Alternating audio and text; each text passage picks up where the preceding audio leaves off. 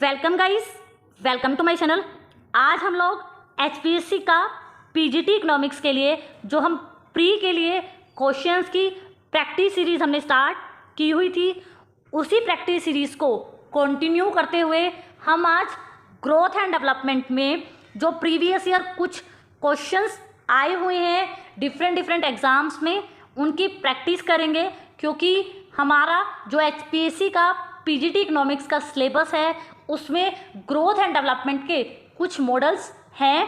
तो अब ये हमारा प्री का एग्ज़ाम नज़दीक है, 17 को हमारा एग्ज़ाम है, तो उसके लिए हम ग्रोथ एंड डेवलपमेंट के कुछ क्वेश्चंस की प्रैक्टिस करेंगे। साइड बाय साइड हमने जो एचपीएससी के सब्जेक्टिव पेपर का सॉल्यूशन स्टार्ट कर रखा था उसे भी कंटिन्यू करते रहेंगे। अगर आप लोग चैनल पर नए हैं, आपको कंटेंट नहीं पता, तो आप हमारे चैनल की प्लेलिस्ट को विजिट कर सकते हैं। वहाँ पर आपको एचपीएससी का लास्ट ईयर का प्रीवियस ईयर क्वेश्चन पेपर का सॉल्यूशन, उसके बाद हमने बहुत सारे मॉक टेस्ट प्रैक्टिस किए हुए हैं, माइक्रो इकोनॉमिक्स के बहुत सारे प्रीवियस ईयर क्वेश्चन पेपर्स मिल जाएंगे।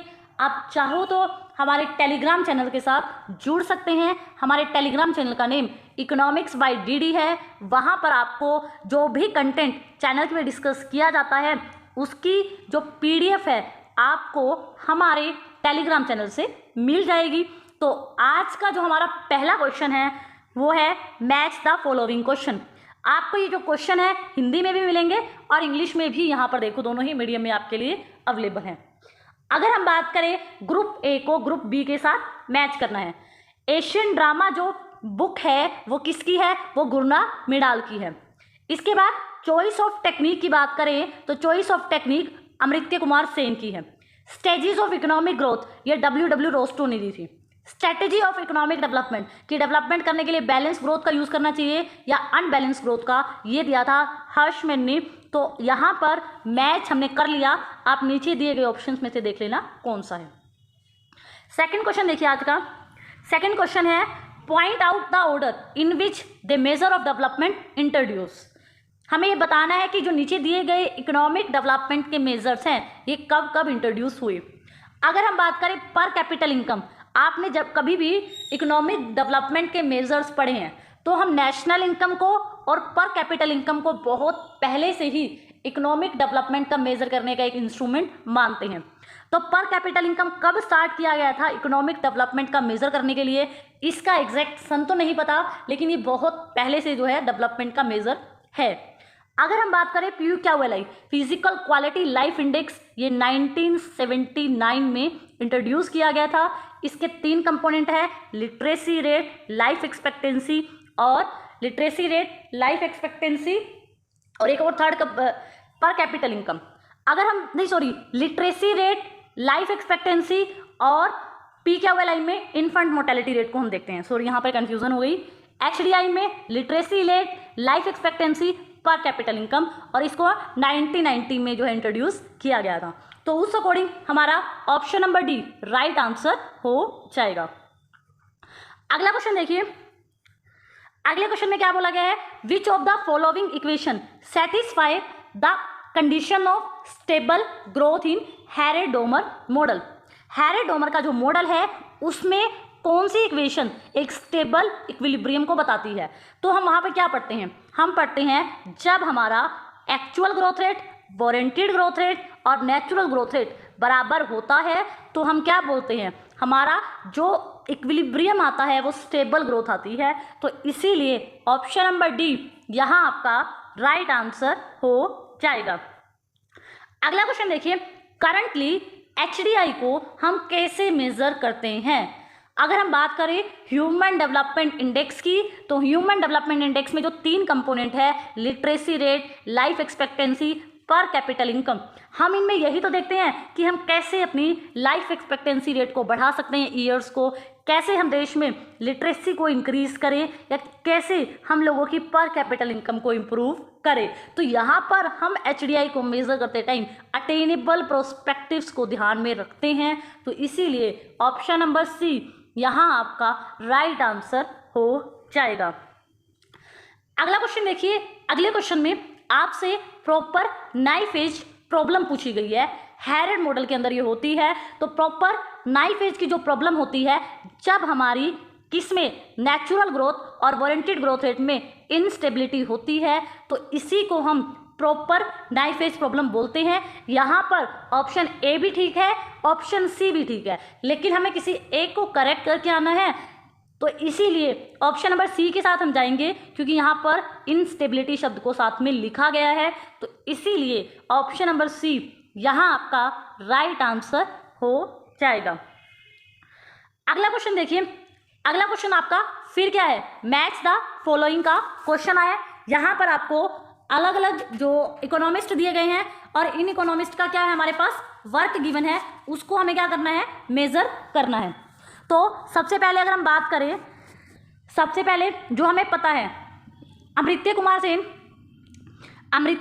ने क्या दिया था, अमृत्य कुमार सेन ने डेवलपमेंट एज अ फ्रीडम वो देता है। तो आप देखिए बी को जैसे ही हमने 4 के साथ मिलाया तो हमारे पास ऑप्शन नंबर ए निकल आया।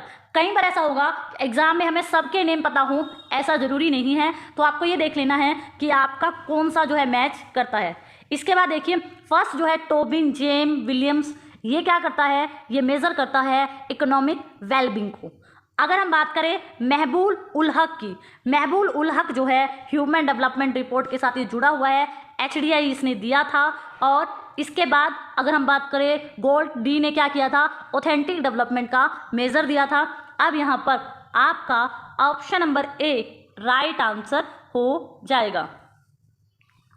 अगला क्वेश्चन देखिए, अगला क्वेश्चन है आपका most comprehensive measure of aggregate price level. अगर आपको एग्रीगेट प्राइस लेवल को मेजर करना होता है तो आप किसका यूज़ करते हैं, तो हम कंज्यूमर प्राइस इंडेक्स का यूज़ करते हैं, क्योंकि CPI कंज्यूमर प्राइस इंडेक्स जो गुड्स एंड सर्विसेज में होने वाला जो प्राइजेस है, चेंजेस है, उसको मेज़र करता है। तो इसीलिए ऑप्शन नंबर ए आपका राइट आंसर हो जाएगा। अगला क्वेश्चन देखिए, विजुअल सर्कल ऑफ पॉवर्टी किसने इंट्रोड्यूस किया, ये तो सबको पता है, रैग्नर नर्गसे जो थे वो बता रहे थे कि किस तरह से हमारी इकोनॉमी गरीबी के दुष्चक्र में क्या होती है, फंसी होती है। तो इसीलिए ऑप्शन नंबर सी यहाँ आपका राइट आंसर हो जाएगा। अगला क्वेश्चन देखिए, सेकंड 5 ईयर प्लान में जो हमारा मॉडल है वो किस पर बेस है, मतलब सेकंड 5 ईयर प्लान हमें पता है इंडस्ट्रियल मॉडल है और इंडस्ट्री के डेवलपमेंट पर फोकस करता है। तो वो किसने डेवलप किया था, PC महानोबिस जो कि एक स्टैटिस्टिशियन है, उन्होंने PC महानोबिस ने सेकंड 5 ईयर प्लान का ड्राफ्ट जो है वो कहीं हम तैयार किया था। ऑप्शन नंबर बी यहाँ आपका राइट आंसर हो जाएगा। अगला क्वेश्चन देखिए, theory of unlimited supply of labour. Unlimited supply of labour ये लुइस ने दी थी, जिन्होंने डिस्गाइज अनएम्प्लॉयमेंट का कॉन्सेप्ट और लेबर की मार्जिनल प्रोडक्टिविटी को बताया था कि किस तरह से एग्रीकल्चर सेक्टर में लेबर बहुत लगी होती है, जिसकी वजह से वहाँ पर लेबर की जो प्रोडक्टिविटी होती है वो बहुत कम होती है। तो ऑप्शन नंबर सी यहाँ आपका राइट आंसर हो जाएगा। अगला क्वेश्चन देखिए, अगला क्वेश्चन हैरेड डोमर मॉडल से मैथमेटिकल क्वेश्चन आया हुआ है। तो इसमें क्या बोला गया है, इसमें बोला गया है इनकम की ग्रोथ रेट 5% है, कैपिटल आउटपुट रेशियो 3 है, तो सेविंग रेट आपको बतानी है। अब हमें पता होना चाहिए कि हैरेड मॉडल में क्या इसका फॉर्मूला है। तो हैरेड मॉडल का फॉर्मूला है कि इनकम में होने वाला चेंज क्या होता है, S/Y होता है, saving income ratio upon capital output ratio. अब क्वेश्चन में देखो इनकम में जो चेंज हुआ यहाँ पर वो 5% आपके पास गिवन है, उसके बाद उसको रखा इक्वल में। सेविंग इनकम रेशो आपको नहीं पता, वही तो कह रहे हैं, सेविंग इनकम रेशो या सेविंग रेट जिसको हम कह रहे हैं वो हमें नहीं पता, उसको हम मान लेते हैं X। और कैपिटल आउटपुट रेशो हमारा कितना है, 3 है। अब यहाँ पर क्रॉस मल्टीप्लाई करेंगे तो X की वैल्यू सेविंग रेट कितनी आ गई, 15% हमारा राइट आंसर हो जाएगा। ऑप्शन नंबर डी आपका यहाँ राइट आंसर हो जाएगा। अगला क्वेश्चन देखिए, कैपिटल पर person decrease if net investment पर पर्सन। कैपिटल जो है पर प्रति व्यक्ति पूंजी कब घटेगी, अगर इन्वेस्टमेंट पर person is less than the population growth. अगर देश में इन्वेस्टमेंट कम किया जा रहा है, किससे कम किया जा रहा है इन्वेस्टमेंट, पॉपुलेशन की ग्रोथ मान लो 10% से हो रही है, लेकिन आप पर व्यक्ति इन्वेस्टमेंट 2 या 3% से करो, तो ऐसे में क्या होगा, कैपिटल पर पर्सन क्या हो जाएगा, डिक्रीज हो जाएगा ना। प्रति व्यक्ति के लिए पूंजी की उपलब्धता क्या हो जाएगी, घट जाएगी, क्योंकि जब तक इन्वेस्टमेंट नहीं होता तब तक वो कैपिटल फॉर्मेशन का काम भी नहीं करता। तो कैपिटल पर पर्सन तभी डिक्लाइन करेगी अगर इन्वेस्टमेंट हम कम करेंगे। किससे कम करेंगे, पॉपुलेशन ग्रोथ रेट से कम करेंगे। ऑप्शन नंबर ए यहाँ आपका राइट आंसर हो जाएगा। अगला क्वेश्चन देखिए, in new classical model of growth and increase in marginal propensity to save. अब आपको पता है न्यू क्लासिकल ग्रोथ का मॉडल किसने दिया था, सोलो ने दिया था। सोलो के मॉडल में ये बताया, ये आपसे पूछा गया है क्वेश्चन में, अगर मार्जिनल प्रोपेंसिटी टू सेव, अगर सेविंग को इंक्रीज किया जाए तो क्या होता है। आपने इस तरह का डायग्राम देखा होगा सोलो के मॉडल में। यहाँ पर क्या लेता है वो, कैपिटल पर लेबर लेता है, ठीक है, कैपिटल पर पर्सन कह सकते हो या कैपिटल पर लेबर लेता है। यहाँ पर वो क्या लेता है, आउटपुट पर लेबर लेता है। क्या लेता है, नीचे क्या लिया उसने, कैपिटल पर पर्सन लिया, और यहाँ क्या लिया, आउटपुट पर पर्सन लिया। तो वहाँ पर ये क्या हो गया, ये उसका आउटपुट फंक्शन हो गया। Output function is the function of capital पर लेबर, ठीक है। तो सोलो अपने मॉडल में यही चीज़ समझाने की कोशिश करता है कि अगर सेविंग को इंक्रीज किया जाता है, अगर सेविंग को इंक्रीज करेंगे हम, तो सेविंग मान लो आपने ई पॉइंट से बढ़ाकर सेविंग को बढ़ा दिया और वो क्या हो गई, E1 हो गई। तो या सेविंग कर्व में जो ये शिफ्ट आया है इसकी वजह से इक्विलिब्रियम भी चेंज होगा, कैपिटल पर पर्सन भी बढ़ेगा और साथ साथ आउटपुट पर पर्सन भी देखो यहाँ पर बड़ा है। मैंने आपको डायग्राम दिखा दिया। सोलो के मॉडल में क्या होता है, अगर लोगों की मार्जिनल प्रोपेंसिटी टू सेव बढ़ती है तो सोलो के मॉडल में डायग्राम में साफ है कि वहाँ पर आउटपुट पर पर्सन भी बढ़ेगा और साइड बाय साइड इंक्रीज क्या होगा, कैपिटल पर पर्सन। जैसे K/L नीचे था, Q/L ऊपर था। तो यहाँ पर ऑप्शन नंबर डी आपका राइट आंसर हो जाएगा। अगला क्वेश्चन देखिए, पंप प्राइमिंग कब होती है। पंप प्राइमिंग का मतलब है जब देश में बहुत मंदी है, कोई भी आकर इन्वेस्टमेंट करना नहीं चाहता, उस टाइम पे गवर्नमेंट आती है और बहुत सारा पैसा इकोनॉमी में इन्वेस्टमेंट कर जाती है, एक पंप का प्राइम करके जाती है। तो ऐसा सिर्फ डिफ्लेशन के टाइम ही होता है। तो ऑप्शन नंबर बी यहाँ आपका राइट आंसर हो जाएगा। अगला क्वेश्चन देखिए, अगला क्वेश्चन है implicit GDP deflator. Implicit GDP deflator को ही जीडीपी डिफ्लेटर नॉर्मल भी बोला जाता है। इम्प्लिसिट जीडीपी डिफ्लेटर क्या होता है, ये होता है करंट ईयर का वेटेड इंडेक्स नंबर। अब ये कैसे होता है वो मैं आपको दिखाती हूँ। जीडीपी डिफ्लेटर क्या होता है, current year price, current year GDP, nominal GDP upon real GDP into 100, ये होता है हमारा जीडीपी डिफ्लेटर का फॉर्मूला।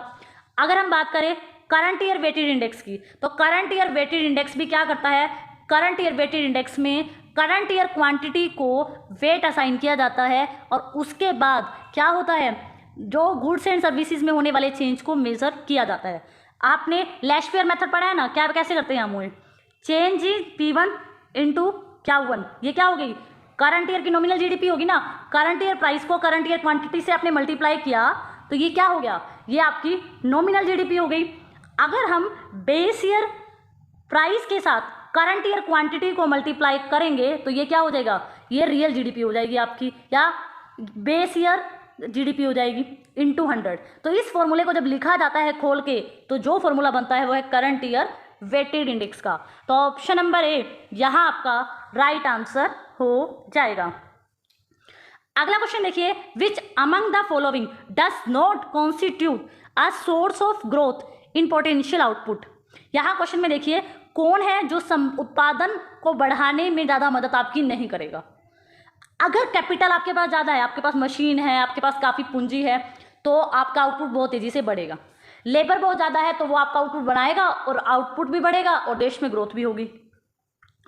आपकी टेक्नोलॉजी इंप्रूव हो जाती है तब भी आपका पोटेंशियल आउटपुट बढ़ेगा। लेकिन अगर आपका मॉनेटरी सिस्टम इंप्रूव होता है ना, तो उससे आपके देश में मनी सप्लाई वगैरह बढ़ सकती है, लेकिन ये कहीं ना कहीं डायरेक्टली आपके आउटपुट को इम्पैक्ट नहीं करेगा। ये आपके आउटपुट पर इम्पैक्ट तो करेगा, प्रभाव तो डालेगा, लेकिन कैसा डालेगा, इनडायरेक्ट डालेगा। तो यहाँ पर दिए गए ऑप्शंस में से ये डी ऑप्शन ही ऐसा है जो कि इनडायरेक्ट इम्पैक्ट डालेगा आपके पोटेंशियल आउटपुट पर, बाकी सारे क्या करेंगे, डायरेक्ट इम्पैक्ट डालेंगे। तो इसीलिए ऑप्शन नंबर डी यहाँ आपका राइट आंसर हो जाएगा। अगला क्वेश्चन देखिए, a person who is no longer looking for a job, एक व्यक्ति ऐसा है जो जॉब बिल्कुल भी ढूंढ नहीं रहा, तो उसको क्या कहेंगे, वो अपनी मर्जी से बेरोजगार है। तो यहाँ दी गई सभी बेरोजगारियों में नन ऑफ द अबव इस क्वेश्चन का राइट आंसर हो जाएगा।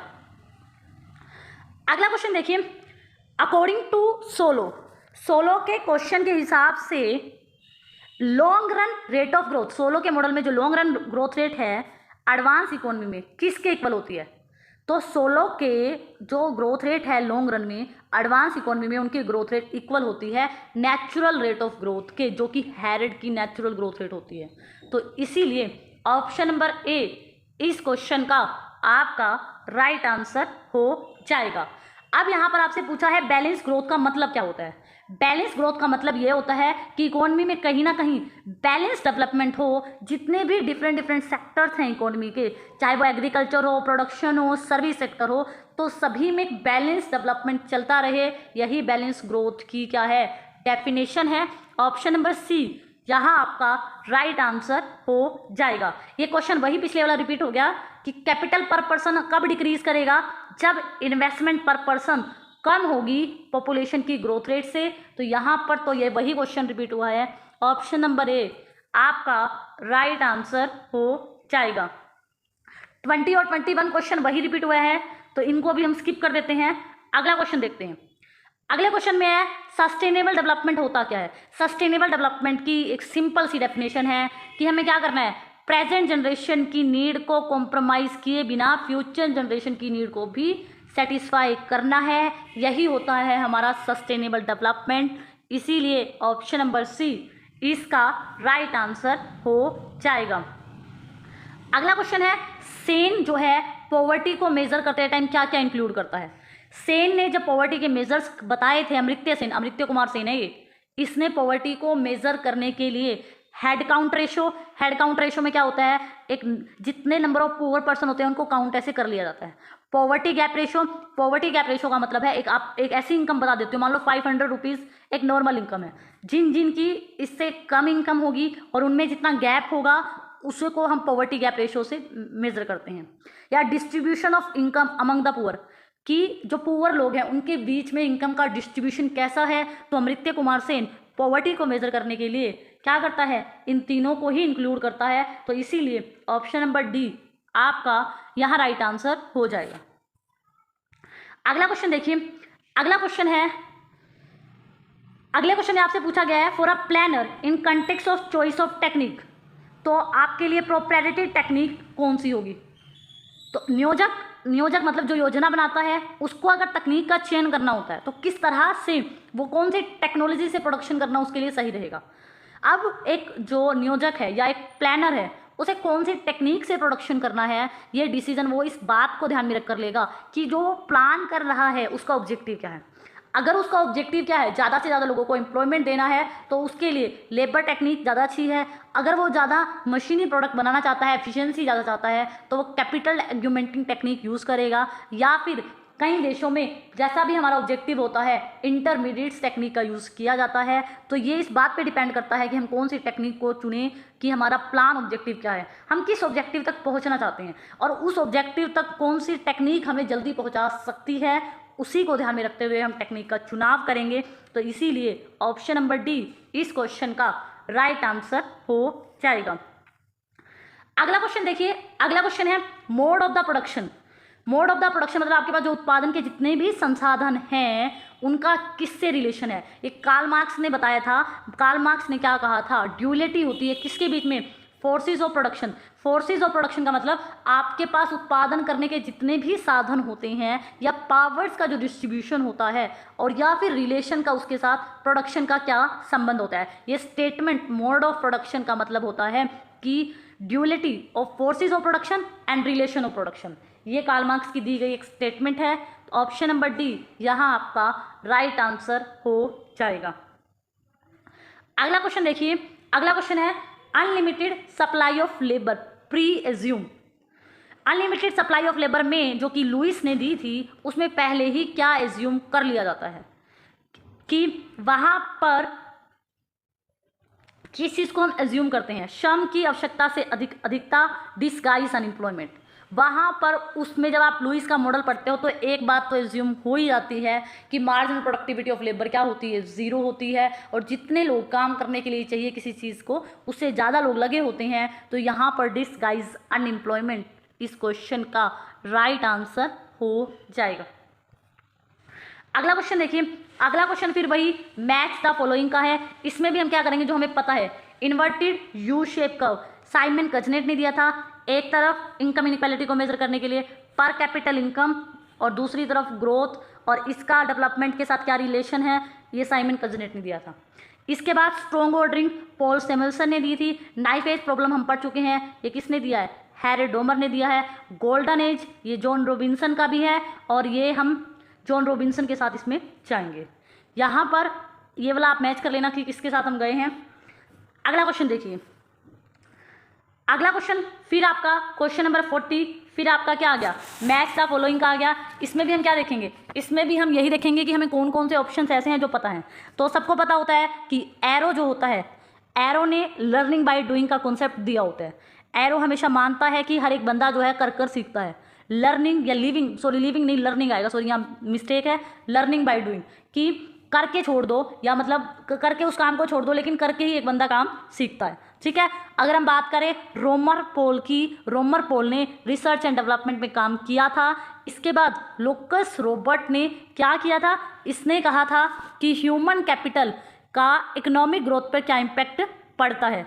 अगर हम बात करें सोलो की, सोलो एक एक्सोजीनियस टेक्निकल प्रोग्रेस को सोलो क्या मानता है, सोलो जो है टेक्निकल प्रोग्रेस को एक्सोजीनियस मानता है। तो यहाँ पर एक्सोजीनियस और इसके साथ हम कहाँ गए, इसके साथ हम ह्यूमन कैपिटल के साथ चले गए।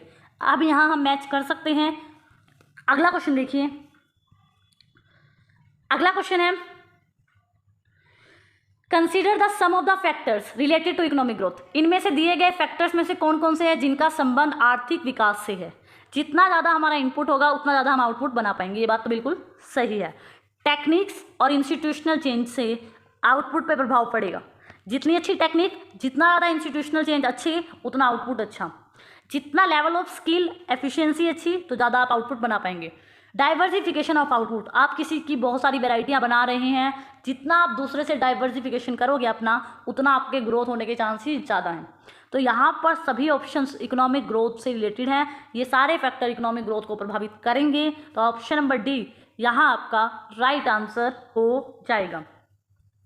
अगला क्वेश्चन देखिए, अगला क्वेश्चन है विजुअल सर्कल ऑफ पॉवर्टी जो है वो किस किस के बीच में रिलेशन बताता है। वो यही तो बताता है कि हमारे देश में इनकम कम होती है, फिर सेविंग कम होती है, फिर इन्वेस्टमेंट कम होती है, फिर प्रोडक्टिविटी लो होती है। तो प्रोडक्टिविटी और इनकम किस तरह से लो बनी ही रहती हैं, इसका रिलेशन हम विजुअल सर्कल ऑफ पॉवर्टी में डिमांड साइड के डायग्राम से भी सीखते हैं और सप्लाई साइड के डायग्राम से भी सीखते हैं। तो यहाँ पर ऑप्शन नंबर ए आपका राइट आंसर हो जाएगा। अगला क्वेश्चन देखिए, अगला क्वेश्चन है physical quality life index PQLI, physical quality life index जो है किन्होंने दिया था। इस क्वेश्चन का राइट आंसर जो होगा मोरिस डी मोरिस होगा।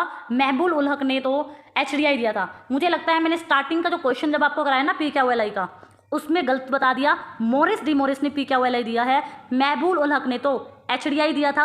अब इसको करेक्ट कर लेना, बाय मिस्टेक बताया गया है, मोरिस डी मोरिस ने दिया था PQLI को। ऑप्शन नंबर सी यहाँ आपका राइट आंसर हो जाएगा। अगला क्वेश्चन देखिए, which of the following aspect was not emphasised by Hirschman in the theory of unbalance growth. Unbalance growth में किस बात को महत्व नहीं दिया जाता।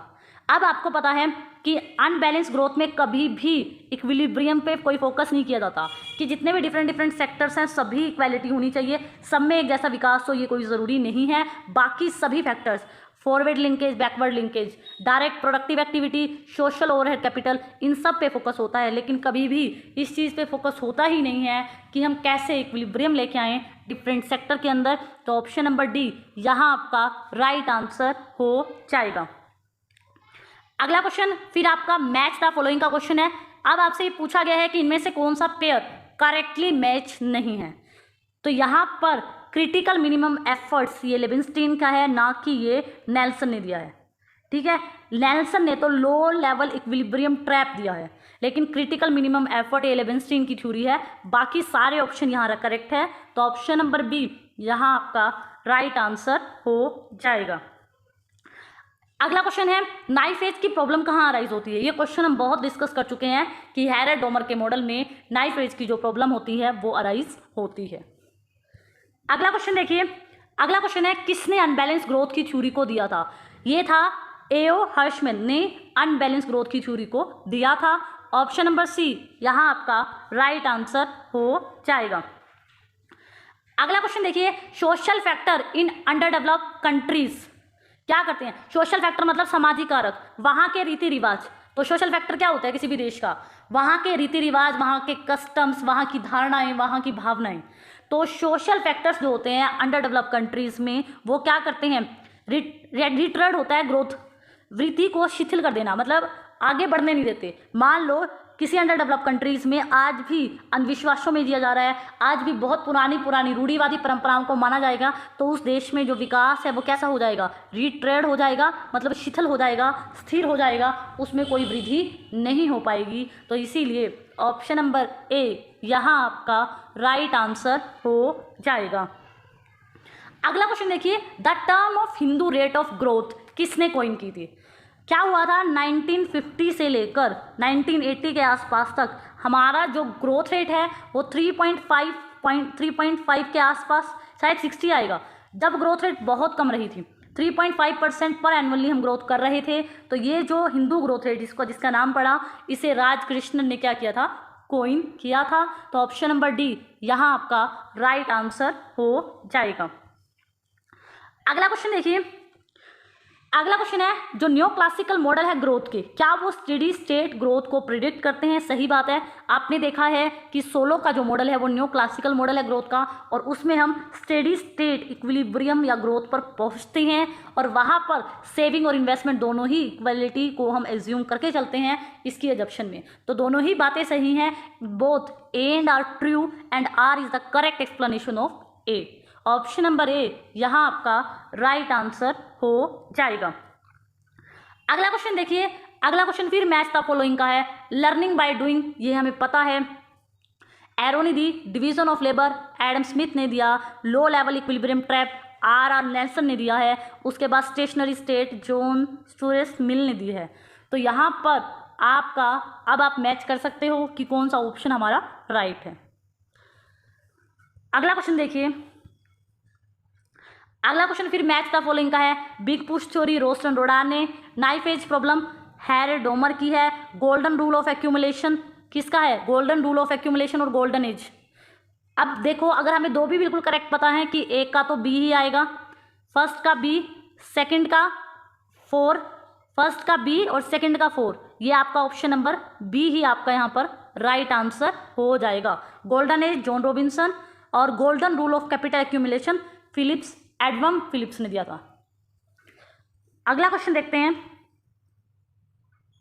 अगला क्वेश्चन है, according to the Marx increase in organic composition of capital leads to.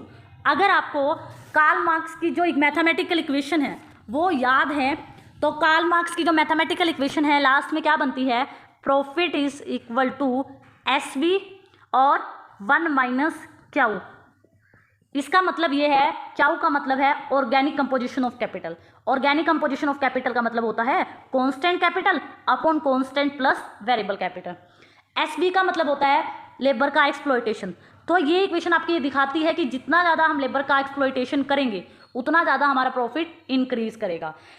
लेकिन अगर हमारी क्या होगी, ऑर्गेनिक कंपोजिशन ऑफ कैपिटल बढ़ती है तो हमारा प्रॉफिट क्या होता है, घटता है, क्योंकि ऑर्गेनिक कंपोजिशन ऑफ कैपिटल और प्रॉफिट में कैसा रिलेशन होता है, नेगेटिव रिलेशन होता है। तो यहाँ पर यही बोला गया है कि अगर ऑर्गेनिक कंपोजिशन ऑफ कैपिटल बढ़ता है तो डिक्रीज हो जाएगा हमारा रेट ऑफ प्रॉफिट। तो ऑप्शन नंबर सी यहाँ आपका राइट आंसर हो जाएगा। अगला क्वेश्चन देखिए, अगला क्वेश्चन है, which of the following feature is not universally observe in under developed country. इनमें से दी गए ऑप्शन में से कौन सी फीचर्स अंडर डेवलप्ड इकोनॉमी में ऑब्जर्व नहीं की जाती।